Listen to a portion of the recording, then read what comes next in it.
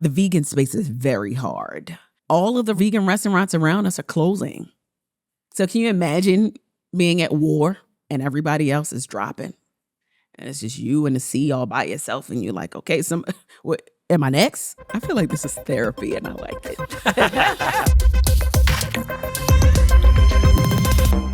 I'm Bob Safian, and I'm here with Pinky Cole-Hayes, founder of Slutty Vegan. It's good to see you. I'm so happy to be here. You've been a vegan since 2014, right? You run a vegan restaurant chain. You've got a vegan book, but you're not particularly militant about veganism. Well, I am. It just depends on who's asking. So, you know what's so funny? So my husband is not vegan, okay? We got 3 kids, and he has a cheesesteak or restaurant concept. And then here I am. I'm on the honorary board of PETA. I've always been a vegetable lover. I grew up in a Rastafarian household. So I grew up eating rice and peas, legumes, beans, a lot of cabbage, a lot of greens. So like, this is the nature of who I am. So unlike somebody else, when they need a piece of meat and some rice and a protein, I can really just rock out with some cabbage and be good. I've had the CEOs of Impossible Foods and Beyond Meat on this show. And when I talk to them, like, they focus on like climate change and the ethics of eating meat, and sometimes like how the product tastes, like it's as good or better than meat. You don't generally tend to do any of that. You've even said that Slutty Vegan isn't about the food, it's about the experience. I wanted to create something that could meet people where they are, right? 70% of the people that come to Slutty Vegan are not vegan at all. They are true meat eaters, right? So if I can get them to shift their mindset and try this plant-based burger, even if it is vegan comfort food and they like it, then I can start to shift their mindset and say, you know what, if it's good at Slutty Vegan, it may be good at another restaurant that sells vegan options. So while I care about the planet and I care about the ecosystem, I really want people to feel like they can be safe when they come into the realms of my business. And when they try the food, they can say, okay, this is the first step to the rest of my life. And veganism can be fun. Veganism can be cool. It can be sexy. It can be racy, and it can taste good. Like, I want people to feel that way and it be a pleasant surprise. That's how you get people walking through the doors. That's how you grow a $100 million brand. And that's how you get to change the narrative of what people think about this whole vegan movement that has been around for the test of time. I learned in preparation for this discussion, I didn't realize that Slutty Vegan burgers are Impossible burger patties. Is that right? For some reason, I thought you had your own plant-based burgers, but it's more how you prepare them. Yeah, so we actually use a couple different proteins. We don't just use Impossible. We use a couple different proteins. And it's interesting because when I first started, I did use Impossible solely. You got to remember, when I started in 2018, like, Impossible, what is that? It's this new big wave. Everybody's talking about it. And I'm like, yes, we got the juice. Like, don't nobody got what we got, right? But as we evolved, I realized that there were so many other great businesses in the market. So we created a space where people have options. And I'm excited about that, especially because Slutty Vegan serves as a springboard. When you think about the big boys in the vegan space, you got Slutty Vegan, you got Veggie Grill, and you got Heart House. There's not many of us, right? And I wanted to make sure that Slutty Vegan was a reflection of all of the excellence that's in the market. And that's exactly what we've been doing. So we got a whole ton of options when you come to the space. I mean, so you've built this $100 million brand, which is a terrific achievement. You have 14 locations, I think a couple more coming this year, but like, you're not like Chipotle, like you're not everywhere. Maybe a better analogy is Shake Shack, because I know Shake Shack founder Danny Meyer is one of your investors. Is a dozen or so outlets enough, or is the plan for Slutty Vegan to be everywhere, or does it not need to be? I feel like this is therapy and I like it. I don't got to pay my therapist this week. So you know what's interesting, and I'm going to be totally transparent because that's the only way that I can be. The vegan space is very hard. And it's very hard because I am carving out a lane that virtually doesn't exist. Like, I am the blueprint. You understand what I'm saying? So like, when I have a pitfall, when I have like a hiccup, when something goes wrong, like, I have to look at my own model because I'm setting the tone for the next class of vegan restaurants to come behind me. So like, I am like the guinea pig for so many things, and that's not always fun. So when you talk about scaling and growth, I have a lot of locations that do well, right? But then there's like one or two, just like all businesses, you're like, oh, that wasn't a good idea, right? But it's not that it's because it's not a great brand, but it's location, what people are eating, how are they feeling psychologically, are they tapped in to the movement, what's happening in the world. So before, when I didn't think about those things, I was just moving with my gut and going to find underserved spaces that didn't have vegan food and putting vegan food in these spaces. Now I realize that I got to think with my third eye. Now I got to think by way of data. This is a passion project for me, Bob. You understand what I'm saying? Like, I didn't start this to make money. I started this because I'm vegan and I wanted people to try the food that I like to eat. So now as I grow and scale and open these locations, and now I'm a multi-million-dollar brand with multi-million-dollar bills. Sometimes I'm getting sued. It depends on the day of the week, right? Now I'm like, okay, I have to make data-driven decisions in order to scale this company so that we can continue to sustain. We've already got the brand down packed. The brand is bigger than the business. Now we need to make sure that the business can stand on its own, especially because it's standing up against the Burger Kings and the McDonald's and all the other great brands that have been in business for so long. So is it hard? Absolutely. But am I up for a challenge? Yes, I'm from East Baltimore. So anytime a challenge comes my way, I'm going to make sure that I knock it down with my boots on, and we're going to get it right and continue to grow. You said a few months ago that the past year has been among the most stressful of your career, which is a pretty high bar given that your first restaurant in Harlem burnt down and you lost everything, that you opened the first Slutty Vegan restaurant in the pandemic. So what happened during the last year? Like what was so hard? You know, it's funny because the business has consistently continued to grow. Right? And continues to grow. So this is not a matter of like, oh, business is not doing well. Business is booming. New opportunities, new engagements, new accomplishments. I made the Time 100 Next list last year. I'm still on the covers of magazines, still getting lists. I'm a finalist for Ernst & Young Entrepreneur of the Year. So like, I'm popping, right? But then on the flip side, I have this business that I've never scaled a multi-million-dollar brand before. I stepped away and I had 3 kids. I had a baby in 21, I had a baby in 22, and I had a baby in 23. And then I got married all at the same time. So like, I'm moving and shaking and doing all these things. And I stepped away from the business for a little bit. So I'm still in it, still the mascot, still doing all these things. But then it was time, we all know this as founders, sometimes you got to go back to square one. And it is the most humbling thing as a founder to ever have to do. And, you know, a lot of people say, well, Pinky, you're really honest about that. But I feel the need that I have to be honest because a lot of founders don't talk about this part. You stepping away from the business and then coming back into the business to make sure that you continue to grow out your legacy. And that's what I'm doing in real time. And I'm the happiest I've ever been. It's the hardest it's ever been, but I got 2018 energy. And that's the energy of when I first started my company, when I was in a shared kitchen and I had 500 people standing out in line trying to get food and I didn't know what to do. And it was a frenzy, but it was a beautiful frenzy. That is where I'm at right now. And, you know, somebody said something to me when I had to do some layoffs in the business last year. And the person said, if it were me, I would have never taken my hands off the wheel. Right? And it hit me like a thorn in my spine. But I needed it because now that I'm back in it, back holding it and touching it, I'll never take my hands off the wheel. And that was the greatest lesson that I've ever learned. So this is where we are. We're opening locations. I'm working on my second cookbook. And it is the most beautiful, chaotic roller coaster ride that anybody could ever be on. I mean, it's complicated scaling though, right? Because you're like, you can't control everything in any single store the way maybe you could in the early days, right? So you've got to let go, but you know, but you also have to keep your finger on the pulse, and like figuring out how to do both of those things is what the trick in scaling is. You got to keep going because now I have kids looking up to me. I have entrepreneurs looking up to me. I have mothers looking up to me. I have women looking up to me. I have Black people looking up to me. You understand what I'm saying? There's so many people that are looking up to me and expecting me to win. I cannot let them down. So I wake up every single day and in my prayer, I'm like, God, let today be a good day, please. So Slutty Vegan's known for a lot of things. Brash marketing for sure. Lines around the block, cool partnerships, celebrity endorsements. What do you want it to be known for? I want Slutty Vegan to be known for the idea that You can do whatever the fuck you want to do. And I mean that respectfully.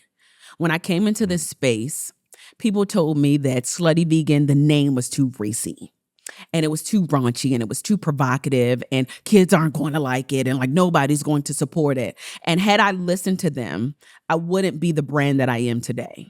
My message to all entrepreneurs who are starting a business: if you want to be a disruptor, you got to disrupt. I want people to read about this brand and how we took marketing to the next level. And it didn't take a lot of bells and whistles. We were just authentically ourselves. We were real in our approach and we fostered community, right? Like I'm really big on the money that I get in the business, I pour it back in the community.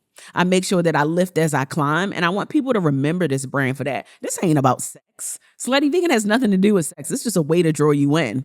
But I'm helping you to reimagine food, your thinking, your spirit, how to engage with people that don't look like you. Like, I'm helping people to reimagine all of those things. So this is like the most beautiful form of silent protest that provides a sense of energy around food and love that money cannot pay for. So when you think of me and when you think of Slutty Vegan and what I've created, I want you to remember that. And I want people to look at that as the blueprint and model their businesses around that.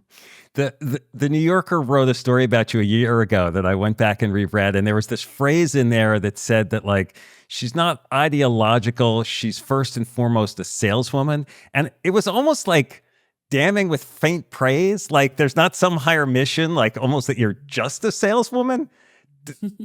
Do you lean into that, or do you like take offense at that, or you just move along? You know, it's interesting because I put my money where my mouth is. You know, I have a foundation called the Pinky Cole Foundation.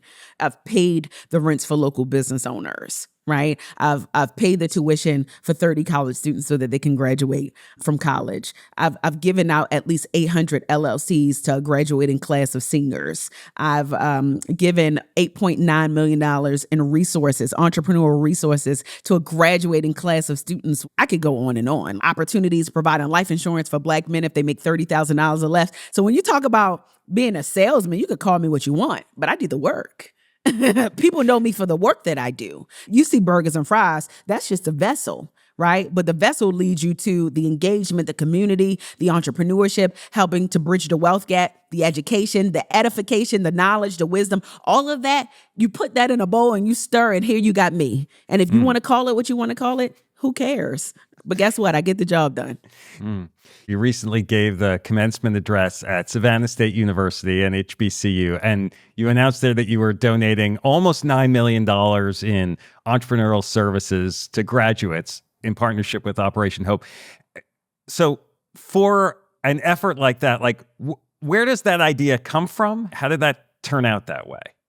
When you have a platform, it is your responsibility to use that platform for good. So I have a platform, I have an audience. So when the opportunity came to be the commencement speaker for Savannah State University, I'm like, okay, what is it that I can do with my platform to leave these people better than I found them? And there were a couple of ideas. I was going to either donate a Slutty Vegan on campus or partner with some really, really great people to provide some economic resources so that they could be the best versions of themselves. And while a Slutty Vegan will be good on campus, I'm like, I want them to really get what they need so that they can go in the world and be great, because I know what it feels like to go in the world and still trying to figure it out.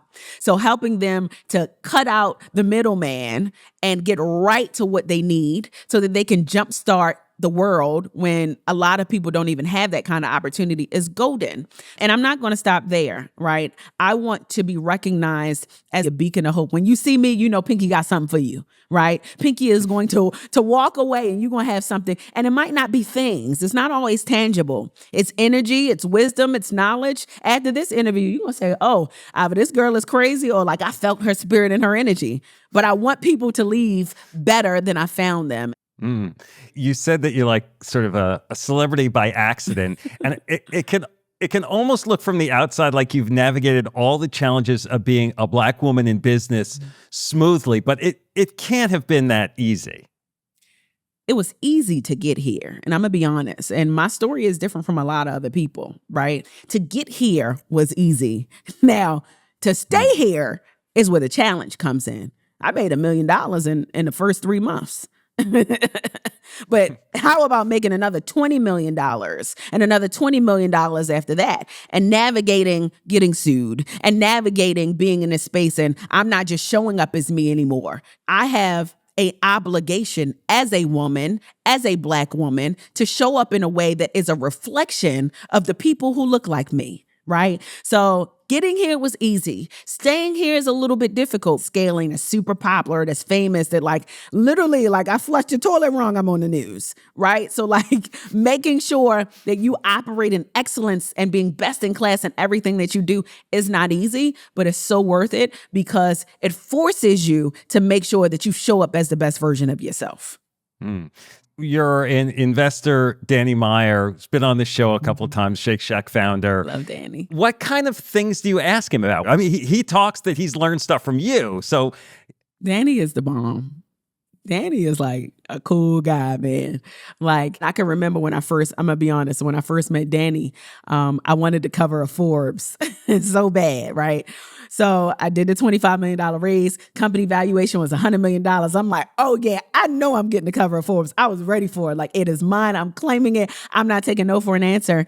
And the editor, shout out to Diane at the time, she was just like, unfortunately, we're just not in a position to give you the cover. And I'm like, me? You don't want to give me the cover? So like, I went on a rant and I was unhappy about it. And it was a connection that Danny made for me. So it got back to Danny. And then obviously I felt like I had to sit in front of my dad. Right. And he didn't yell at me. And he wasn't happy or he wasn't mad. But the tone was very calm and it was very peaceful. And I felt sick for like the next 2 days because I felt like I let him down.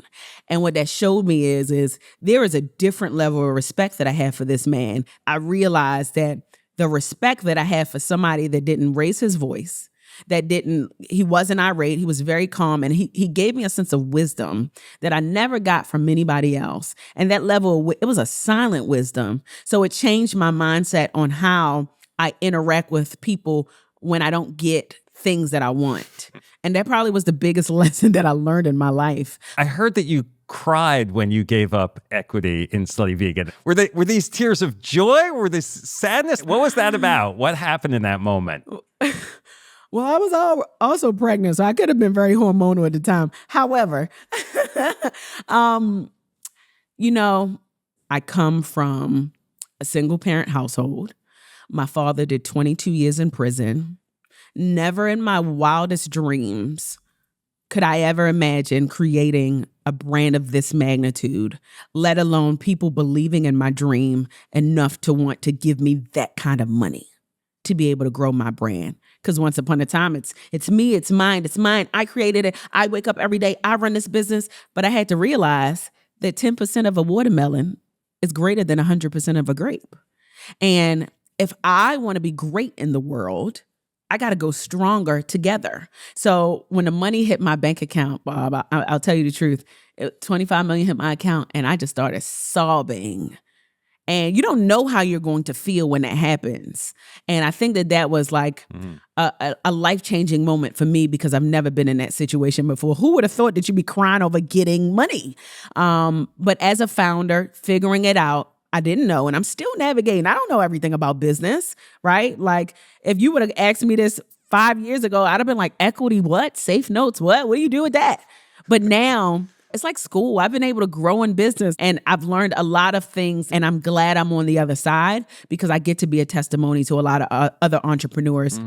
And so right now in this moment for you, like, what's at stake?